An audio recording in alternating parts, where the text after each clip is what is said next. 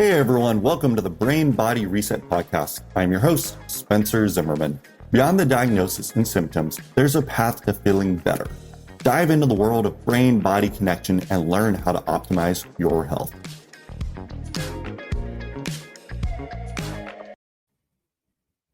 Have you ever wondered what it's like to have suffered a concussion, to struggle with symptoms, and then what it's like to even go through care? That is what we are going to cover today. Today, I'm joined by my wife, Sara, who recently suffered another concussion. Don't really know how many that is for a total, at least 10, if not more. But we're going to do this from a patient side and provider side. So she's going to talk about the different symptoms she was dealing with. She's also going to talk about her perspective as a patient with getting treatment, whereas I will be focusing more on the medical side of why did we do what we did to help her get better. So first, let's go back. You've had multiple concussions over the years, and it should be noted that when we're talking about this, okay, some people, they take another concussion. Others, they really just flare up a weak or fragile system in the brain. So what exactly happened this time? I was laying in bed with our 4-year-old. We were reading a book, and I went to adjust the pillow. It fell down. I didn't realize it, and I put my head back a little too hard and smacked it against the wall. And I didn't think really anything of it because I've had way worse things happen to me, and I got a concussion before, and so I didn't think that this would be really anything. Okay, so we have a direct blow to the head, which is a potential mechanism for a concussion. Now, it's also important to understand that when you've had multiple concussions, and we'll talk about where the weakness is for her neurologically, that as we go into this, but when did you first start noticing symptoms, and what were some of the symptoms you noticed? It was kind of almost right away, like not like right away, but like the next day, I was starting to get headaches a lot easier. I was really moody. We homeschool. And so I just noticed doing stuff, I would get more frustrated. And then I'm like, okay, take a step back. I know. And like, there was times where I was like getting angry, and I know I was getting angry, but I couldn't like help myself, if that makes sense. I had a lot of nausea. Didn't want to eat because it just felt so nauseous most of the time that I'm just like, I'm done. I can't do anything. I had a lot of neck pain right here, and then jaw pain as well, right around here. I was super tired all the time. I was going to bed early, waking up late, and I was still tired throughout the day, and I couldn't figure out what was wrong with me. On top of that, I felt like I had no motivation. It's like, it's right before Thanksgiving, right before Christmas. I'm trying to get everything done, and I'm just like, I don't want to do it. I'm done. My memory, there are times where like, okay, I need to just get 3 things at the store, and I'd walk in, I'm like, I think I remember this. I have no idea what else I was supposed to get. Should have written it down. And then had to go back once I finally remembered, like an hour or 2 later, what I actually needed at the store. And then also, if I was driving for too long, I'd get dizzy, where like I just couldn't drive anywhere. So I didn't like driving long distances, like maybe over 15 minutes, if I could help it, because it would just like start getting a little dizzy and headache, and I'm just like, I can't do this. I think that's okay.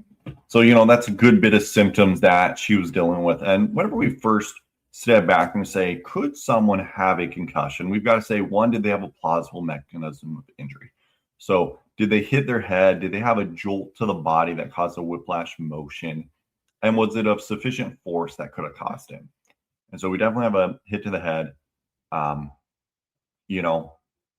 When you have a part that's weak, it may not take as much force to truly cause another concussion, or at least an exacerbation. Because for those of you that have had ankle injuries or things like that, like I played soccer, and you have so many ankle sprains over the years, it's not very hard to sprain your ankle again. It doesn't take the same injury that it may have taken you initially. And really the same thing is true when we look at a lot of concussions, is it doesn't take as much to do it when you've had multiple as it would for your first one, or if you were fully recovered and able to maintain it. Same thing with an ankle injury, which we'll talk about this more, but like with bad ankles, you have to keep doing the exercises to stabilize all the muscles around your joint to reduce the likelihood of another injury. And as long as you do it, you're going to be in a better spot than if you don't. So we'll talk about it from a neurological perspective in a little bit. But then the next thing with the concussion, it's, do you have the appropriate symptoms? Now, we're typically looking for symptom onset within 48 to 72 hours, which we'd say is a checkbox. And then we'd say, do you have 2 symptoms that are either new or worsened compared to when the event happened? Which, as you heard our list, we definitely have more than 2. Some of the most common symptoms that people have, and you don't have to have all these, okay? Headaches, fatigue, focus, concentration, mood changes, sleep changes, either too much or not enough, dizziness, right, neck pain, cognition, any of that stuff related. Now, once again, you don't have to have all these. So don't be like, oh, well, my list isn't as long as hers, so therefore I couldn't have had one. Because once again, that's not criteria. So we definitely are checking the boxes on all that. Now, she did something which she normally doesn't do. She's like, I need treatment. I'm usually pretty stubborn about it. And she's like, could that have been from? I was like, because she didn't even tell me that this had happened. I basically was like, all right, not sure what's fully going on, but there's some things you don't say to your wife, like, what's going on? But she said, I need treatment. And so the very next thing when we look at the criteria for suffering a concussion is, because once again, you don't have to have all those symptoms. And then let's be very clear, you do not have to lose consciousness. You do not have to be falling. You do not have to be vomiting. Complete myths. Most people never have that. But step 3, it's, do you, actually, sorry, it's not step 3, it's step 4. It's, do you have findings on a neurological exam? When we look at a neurological exam, we're looking at cognitive testing, which honestly, I don't do a lot of. I find it's one of the least useful components of my examination. I find the other things to be much more important to address. And as you address it, then cognition improves. So I view a lot of the cognitive things that we can measure as an effect of the concussion versus something that we need to go at directly. But the things that I find more important, it's going to be our balance testing, vestibular testing, as well as our eye movement testing or oculomotor testing. So we had you come into the office. One of the first things I had my staff do before we even did treatment, I was like, all right, go ahead, do her testing. So what did you notice when you did the testing? What did you feel? I didn't think it was as bad as it was in the past because I've done it a few times. I didn't get like super tired. I did get a little dizzy after, or not, maybe dizzy. I don't know if that's the right word, more tired. But I noticed too, like that I felt like when the dots were moving faster, it was a little easier. And when the dots were moving slower, it felt a little more difficult to follow along with it.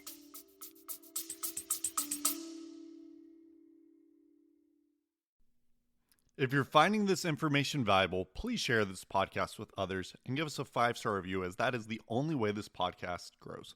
Please continue listening and keep enjoying. Okay, so that part of the test is going to be, so that's the eye movement testing. So that's video oculography. And whenever we looked at her results, right? So you do a variety of tasks. So you've got gaze fixation, looking at stationary targets. You have pursuits, looking at targets going left and right, up and down at different speeds. You have saccades where a target's jumping and you have to move your eyes to the new target. And then you have what's called an optokinetic, where you have a rapid movement of the background. And we're looking at how your eyes reflexively work. And so she didn't feel as bad as she did in the past. She did have some symptoms, which is a check. Okay, you can ace the testing, but if it causes symptoms, that's actually a positive finding. Now, it should be understood that you do not have to bomb the whole test to be abnormal. This is a very common thing that when I review with patients and I tell them where they struggled, like, oh, well, then that's not too bad. I mean, that was just a couple areas. But I want you to view it as like a sport team, right? You wouldn't say, well, I mean, like we did good for 50% of what we were supposed to do, and the other 50% wasn't that bad, so let's not worry about it. You'd be like, well, no, that's still abnormal. And really, from a finding standpoint, her eye movements from that perspective were not that bad. But there was something with your eyes where it's not computerized, but there was something else with your eyes. What did we do? And then I'll kind of talk about what we found. So, I don't all right. remember. So we did something There's a lot going on that day. Yep. So we did something called vergence. So vergence is where you're looking at a target. Oh, and it got like super doubled really fast. Like, or not like it should have been doubled closer here, and it was like my eyesight doubled here, like the two thumbs. Correct. So yes. Basically vergence testing, right? You're looking at something, it comes in. We're looking to see when it goes blurry and when it goes double. Double's going to be normal, is going to be in 10 centimeters or less. For her, it was like 20, 25. It was something like that where it's like, all right, that's completely abnormal. And we're looking to see, does one of the eyes kick out? And now, as someone that's treated well over 1,000 concussions, this is not something you're going to find in most of them, but it is something you're going to find in about 20 to 30%. And so this was definitely a positive finding, which was one of the more impactful sides when we looked at her eyes. And it's important to note that when we do the eye movement testing, they are sitting there. They have a black TV screen at this moment with the testing we're doing. So it's not like they're moving. It's not like we're challenging other systems at the same time. It's done in isolation. And in daily life, we never really do anything in isolation. We're having combined eye and head movements, right? So we get our head moving, we get our neck moving, or we have a combined eye, head, neck, and hand, right? Or, oh yeah, I'm also moving my head, my eyes, and I'm talking and I'm doing a cognitive task. So it's really about layering stuff. So if you do and you have issues on things that aren't layered, then guess what? If you layer them, there's definitely going to be more issues. So that's what we saw on the eye movement side. And just know that eye movement issues are very, very common in concussions. Unfortunately, they're rarely evaluated. And if they are, they're usually done without technology. So you don't really have good pre and post testing. Now, the next thing we did was balance testing. See, this one I remember because I failed epically at this one. So I was standing, I don't think I was on a mat this time, or was I? Not initially. Okay, so I was just standing and I was rocking. Like I could feel myself rocking and I couldn't stop. And then you had me close my eyes and it felt worse. And then you had me on the mat, the blue foam. And I stood on there and like I felt like I was almost gonna fall over. And you're like, oh no, keep your eyes open. And I'm like, I am. This is me, eyes open. And so when you had me close my eyes, like you had to stand directly right behind me because like as soon as I closed my eyes, I almost like face planted. And then after that, you put the little headphones on me and it started beeping and I could stand. Like I didn't fall over. And it was kind of amazing. Like almost like witchcraft. Yeah, but so we posted that as a video where actually we had pre and post. Now, we didn't do it with the headphones, but we did do a comparison of before treatment and after treatment. And at the beginning, balance for her vestibular system is the one that is the weakest by far. To the point where if we go snorkeling, she will get out of the water, be on land, and will still be swaying as if she's in the water. So it's a very, very weak system. And for her, it's the very first one that goes. And one of the reasons why this happens is whenever you have a concussion, you're usually always getting some sort of damage to part of your brain known as your brainstem. So your brainstem gets impacted, and your vestibular has basically, you've got your inner ears, which people consider the vestibular system, which it's only one component, but all that information relays into your brainstem where you have your hubs for it. So you actually have the vestibular nuclei where everything goes and relays in. From there, your vestibular system feeds down to your neck. It feeds down to plays a role in your autonomic nervous system to help with reflexes for blood pressure and heart rate. It also feeds up into the eyes. And so it's very common when you have vestibular issues, you get anxiety, you get balance issues, you get headaches, you get a lot of neck issues, especially those who, don't keep results, whether it's chiropractic, physical therapy, acupuncture, or you're made worse. That'd be definitely a more severe vestibular issue. So that's really common. So for her, vestibular issues greater than visual issues. But when we add in combined visual and vestibular, then it's even worse because your visual system does feed into your vestibular system as well. And then the part she's talking about with headphones, basically, there's an app that we use for some of the patients who have more severe balance issues. And it plays noise at different frequencies. So your brain fires off different frequencies. And so we're basically going for parts of the inner ear. You've got part that senses motion forward and back, up and down, side to side. Okay, there's two different parts that do all of that. But depending on the noise, we can target one part more than the other. And we can also do both ears versus one. And so we found by messing with it, which one did she respond best to that made her a lot more stable. And then that was a layer that we used to help her whenever we started doing treatment. We did a lot of stuff with that. But that's not the only thing we did to help with her balance, okay? Because that went in neurologically from more of bone conduction for her ears. But we also did stuff because for you, it was, you were going forward. Mm-hmm. We also did stuff with vibration. So what do we do with that? I don't know what they're called, but it was attached to the back of my calves, and pretty much anything that I was doing, it was on the back of my legs. I don't know exactly what it was supposed to do. Yeah. So she had devices on the back of her legs that was vibration. And the goal of that was, so in a healthy brain, when you start swaying forward or back, it doesn't matter which way you sway, right?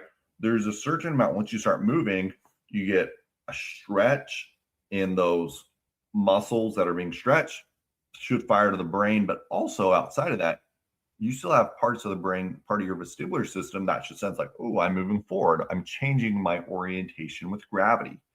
And it should then fire down to say, okay, that muscle that's being stretched, we need to activate it and contract to bring ourselves straight up and down.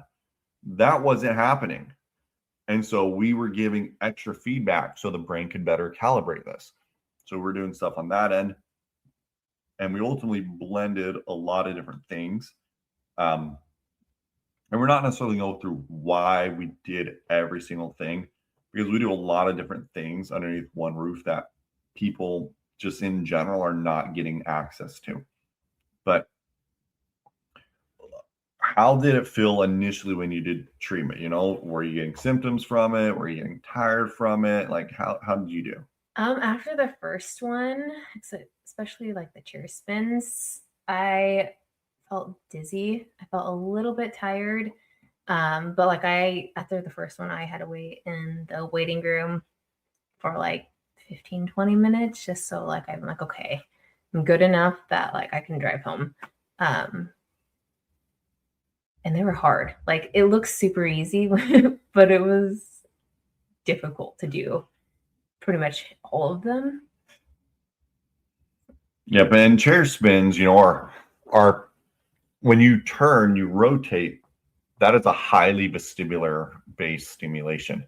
And because for her, the vestibular system's the weakest, she definitely has more issues with anything that's directly vestibular or challenges the vestibular system at a higher rate compared to other therapies.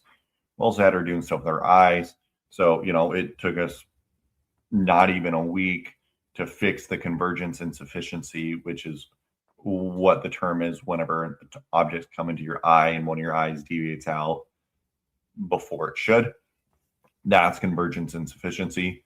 So it's definitely an issue for a lot of people, but it's also something that I do see tends to be overly diagnosed depending on the provider type. I'm just like, look, that's not their biggest issue. It's not that severe. And that's why we have to look at vestibular versus visual and oculomotor versus cervical spine with proprioception. How well do you do, with locating where neutral is, where if you have that testing, you'll know what I'm talking about. So most of you aren't going to be aware, but basically they're wearing stuff, has a laser, eyes closed, we move their head. They have to come back to what they had initially told us was middle with their eyes open. And we see the discrepancy. There are those who do okay, but then honestly, probably 80% of people do pretty poor on that one. And it is no surprise at that point in time why they struggle with a lot of their neck issues and headaches and the tension, base of their skull down in their upper neck, shoulder blades area. So that's pretty common. Now, we're not a facility that just does a neurological rehab. I also had you doing some different supplements for it. Yes. So whenever we look at the different supplements we do, I like using supplements that support how well the brain can produce and use energy. I also like supplements that help with the stress response and cortisol response.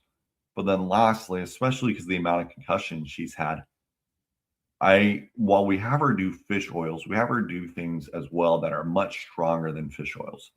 And those are called plasmalogens. Most of you, this can be the first time you've ever heard the term plasmalogen. I've got a separate podcast and video that's much more in depth on plasmalogens.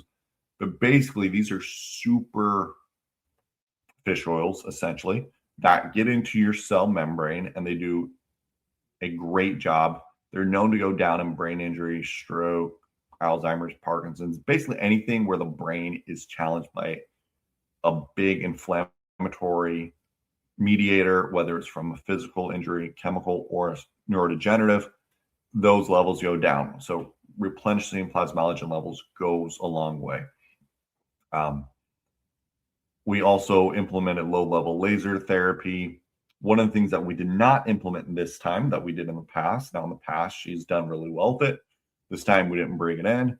But yes, it would have helped, but we didn't. So, and that's hyperbaric oxygen therapy. Okay, so we've got mild hyperbaric oxygen therapy at 1.3 ATA, which she always responds well to in the past. Less headaches, better energy, less fog, more clarity, all of that. But I don't want you to think that, okay, if you just don't get it, you're not ever going to get better. Now, with that being said, it definitely helps, especially if people are not sleeping as well. I've done some before and afters just after a quick session to see how people's brain function changes. And I've been shocked seeing what it does when I actually do objective testing with eye movements. So it's been pretty eye-opening, needless to say, what happens with that. So now we've done treatment, right? We've done supplements, we didn't do hyperbaric. And now some of you are like, oh, but anxiety, like, should she have done other stuff like neurofeedback? Honestly, I'm not the biggest fan of neurofeedback in adults. I like it better in kids. But I have things that work a lot better. So one of the things that she responds really well to is vagal nerve stimulation. And we had a set that she would use in the office, but then we had a set that we'd actually bring home and she would use it to sleep. So I'll let you talk about your experience of using it. They're amazing. So I had a lot of jaw pain. That I know every time I had a concussion, I noticed that it would hurt more, and it was just talking for like a couple minutes and I'd feel it. And I put those on and it just is like this little vibration right over here underneath my ears and on my neck, and like it would go away. I slept with them on a few times and it was the best sleep I've ever had. Like I slept through everything, and usually like I hear walking, like our dog walking or one of the kids, and every little thing will wake me up. And there was a few times where he was like, oh no, like the baby came in or her dog's barking, and I was like, oh, didn't hear that at all. Like I was able to sleep and I felt so rested afterwards after using it. And it helps me feel less anxious as well. And then we also use it on our oldest daughter whenever she does math, because she tends to overthink and get stressed out over the littlest thing. And so whenever she's getting frustrated with that, I'm like, hey, it helps me. You put it on, do your math homework with these on, and it helps her so much. Like it's amazing. Yep. So for her, like I said, vagus nerve stimulation does really, really well. She's I call it more of a super responder, okay? Because as I use this on, at this point in time, it's a newer device that's out, but I've used it on easily 20, 30 different patients. She definitely responds at the highest 10, 20% level. Lots of people, they still like it, helps calm them down. They do better when they're using it. And so it's a great tool that we have. Now, don't just go randomly buy any vagus nerve stimulator. They are becoming more popular. So there's things that are out there that are good, and then there's a lot out there that are complete junk, where people are just selling stuff to make money. So absolutely did great with vagus nerve stimulation. And like I said, improving sleep quality. So, we only did treatment. We normally do 10 treatments. I don't even know if she did all 10. I think I did 6 or 7. Because one of the benefits is whenever your brain, you've already had treatment before, and if you're providing the brain what it needs, you're still going to rebound faster, right? So she was on supplements, limiting screen time, also getting plenty of rest. Okay. Those who don't sleep well, they really struggle, because during sleep is a time when your brain removes all the waste, reduces inflammation, and it repairs. So having the increased sleep actually was a big benefit of reducing down the amount of treatment that was needed. And so now we're not even 2 weeks into treatment, with doing it most of the time daily, even though it wasn't always a daily thing. But how are you feeling by that point in time? By the 4th session, I felt great. Like you even had to remind me, like, okay, you feel great, but you're not done. Like you still can't go back to what you're doing previously. You still have to. I was slacking on supplements sometimes. You still got to take your supplements. You still got to do the exercises. But yeah, it felt like, oh, like I can actually do stuff and I want to do stuff. And so you have to keep reminding me, don't overdo it. Yeah. So, she saw really good results. She saw them fast, but it's also pretty common that we see results pretty fast within a 2-week window for most people. Also helps that her nutrition pretty on point to begin with. So it wasn't like there was processed foods and everything else that we're having to pull out. But,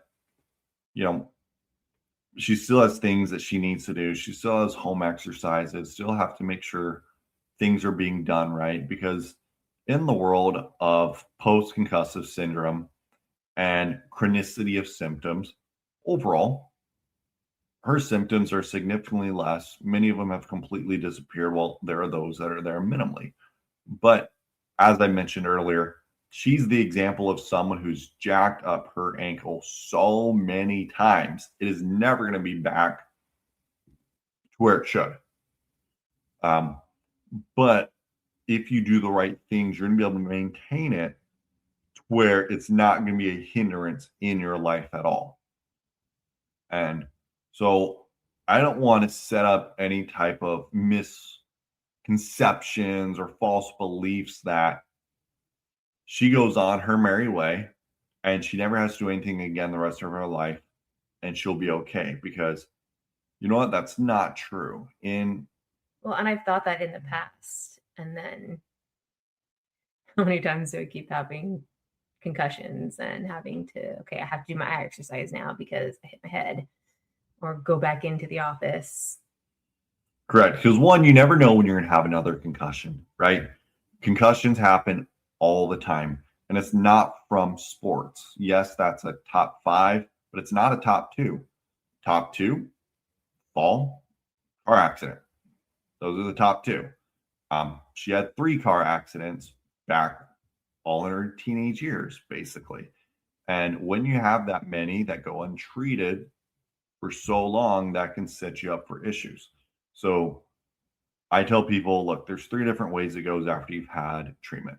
1, you never do your exercises again. Your brain holds everything forever because everything is just that well supported, and that's all you need. 2, you don't do your exercises. You still feel good for about 6 months, and then you feel your symptoms start slowly fading away, and you start doing them. Not that you have to do your exercises a ton, because you really don't. It's 5-10 minutes, a couple times a week, and you'll keep your results and you do well. You do that for a period of time, and then you probably can just fade off because you've built enough resilience. But you have to build resilience and neuroplasticity within your brain. You have to rebuild those connections very, very strongly, just like you would a relationship. You can't have it's not a great relationship. Well, if it's not a great relationship, it's not going to hold over time if it's challenged. Same thing is true with our brain. And then the third group is they do their exercises and the results instantly fade. Okay. I'm going to say realistically, she's kind of in between that second and third group, where because of the amount of things that she's had in her life, she needs to keep doing it. Once again, it's not something where it's a big part of daily life. Right? Doesn't take long. No, it's just by the door of her bedroom. And so to remind me, hey, once I leave, maybe I should do one of these. And it takes like not even 5 minutes, like maybe 3. Maybe I'm doing them too fast.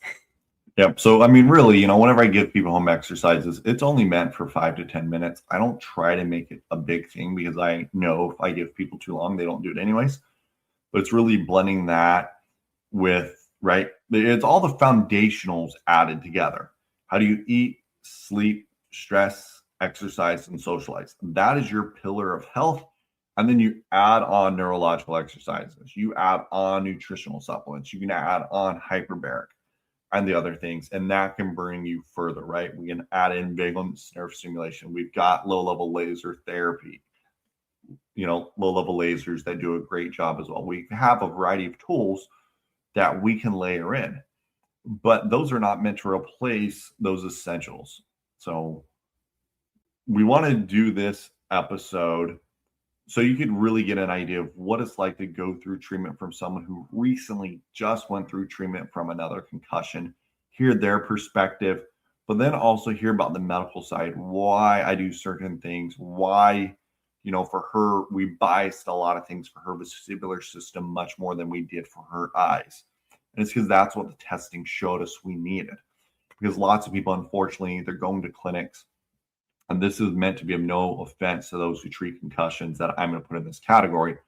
People do the best what they know, but if I had to guess, 80 to 90% of clinics treating concussions have very little understanding of neuroanatomy, neurophysiology, neuroimmunology, and everything that's happening in a concussion.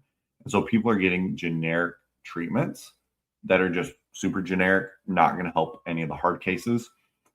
And they also, many of them are doing symptom-based care.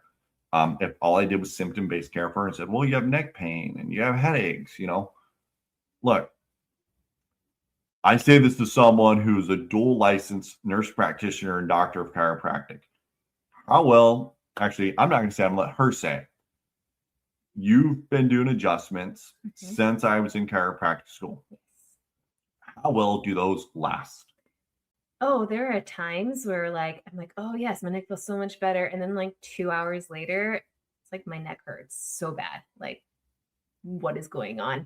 And then I'd get frustrated because they're like, well, you shouldn't have more than one neck adjustment a week or something. Like it would get so frustrating, but my neck hurts. So please. Right. So the symptom focused providers say you need another adjustment, or you need acupuncture, or you need us to do more stretching or massaging of your neck, right? Whether it's PT, chiropractic, all of that. Well, I was also going to say too, I notice after a concussion, if I get a neck adjustment, it makes me want to throw up. Sometimes I don't throw up, but it makes me so nauseous after getting a neck adjustment that it's just oh, okay. Why did I do that? Pain is back and now I just feel sick.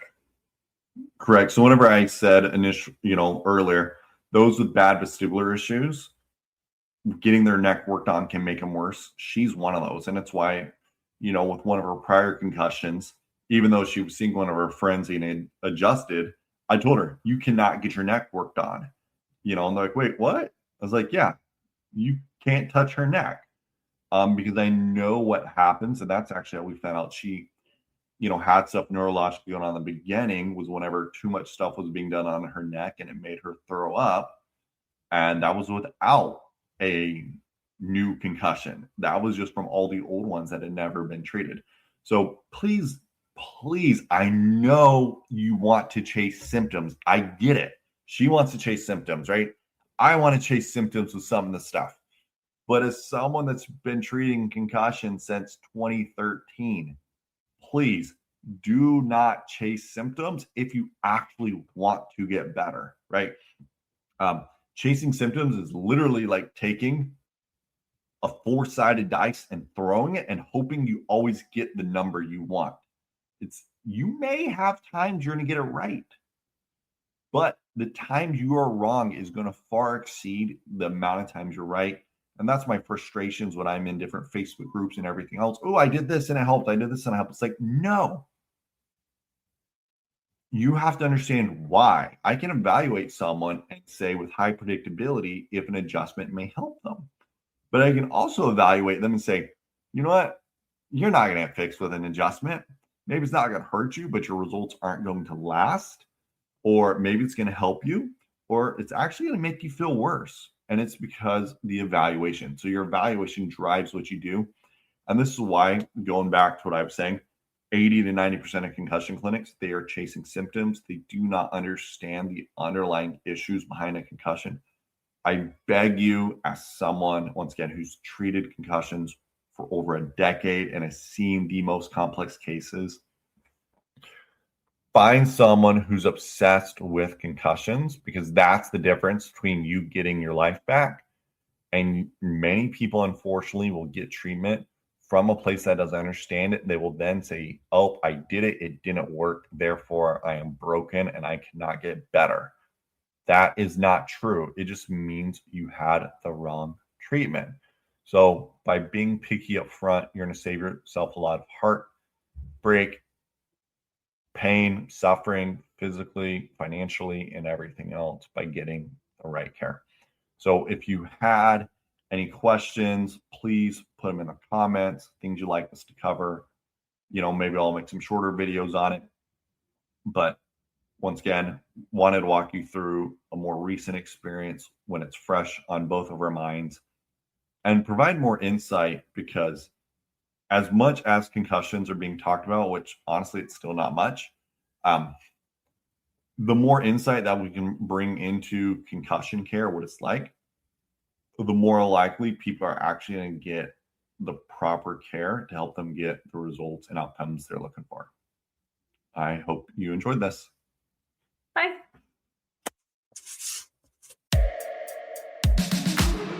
If you have found the material valuable, please subscribe to my YouTube channel, Dr. Spencer Zimmerman, and leave us a 5-star review on Apple Podcasts or where you normally listen to podcasts from. If you would like to work with me, visit peakbrainandbody.com to learn more. You can find me on YouTube, Instagram, Facebook, or TikTok, all with the handle Dr. Spencer Zimmerman. I'm also on X with the handle Dr. S. Zimmerman 5. This podcast is for general information purposes only and does not constitute the practice of medicine, nursing, or other healthcare professional services, including the giving of medical advice. No doctor-patient relationship is formed. The use of this information and the materials are to be used at the user's own risk. The content on this podcast is not meant to be a substitution for medical advice, diagnosis, or treatment.